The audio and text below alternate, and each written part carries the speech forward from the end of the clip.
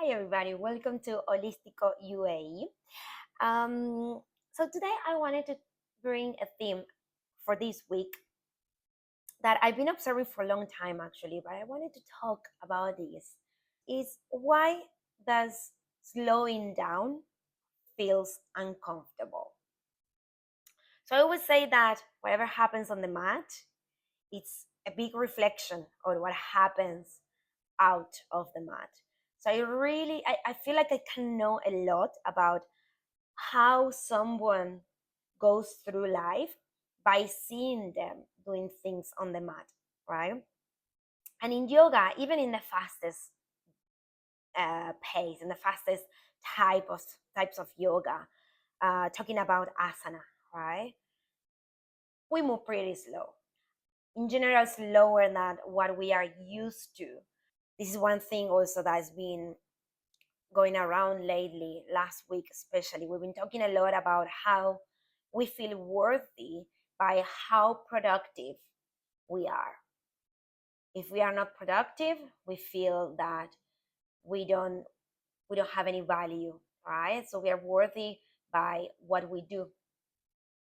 And and it's something that I brought to my classes lately because we go to yoga for different reasons, right? And it happens to me a lot that because I cannot do a handstand or certain arm balances, and sometimes I feel like a failure, right?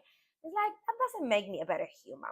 Anyway, that's another subject. But how do you feel when you have to slow down? So there are certain things that I notice on the mat. For example, first of all, people who would like to skip Shavasana, you can tell. I live with my best friend. She would love to skip Shavasana, although she's learning, I think, maybe, she's learning to enjoy that moment, yeah, or she's trying to make it part of what the whole cycle of a yoga class is about, right? Uh, and I noticed that she slowed down a little bit more when she's not at work as well. So those are things that go hand by hand, right? Now, I also noticed that when we stop in certain positions in yoga, people start touching their clothes, their hair, or they want to reach their phone if they have it next to them. Please don't have your phone on your yoga class. Please don't. Anyway, also during Shavasana, right? People looking around. That can be many things. That can be many things. And being a trauma informed teacher, that can come from a lack of feeling of safety on the body, especially nowadays. That's one of the things that I want people to feel whenever they come to my classes, that they are in a safe space, but mostly feeling safe, starting to feel safe in their own body, right? So what does it mean when we stay in stillness? For a lot of people, that means feeling more, because we put ourselves to do things a lot of times to distract ourselves. And this world is every day a little bit better on making us be distracted and be disconnected from what actually we need, from what actually happens to us. And it wants us to feel that we need more from the outside, from the external world, right? Shopping, series, music, um, whatever it is, even more activities, more sport, right? Um, it makes us feel that we need to be distracted. Scrolling. Time passes so fast, and we are wasting our dopamine on things that are not beneficial for us at all. So we get used to those stimulus, and then when we stop, we start feeling, huh, why am I scared? Why I don't feel confident in my body? What is that conversation that I'm avoiding?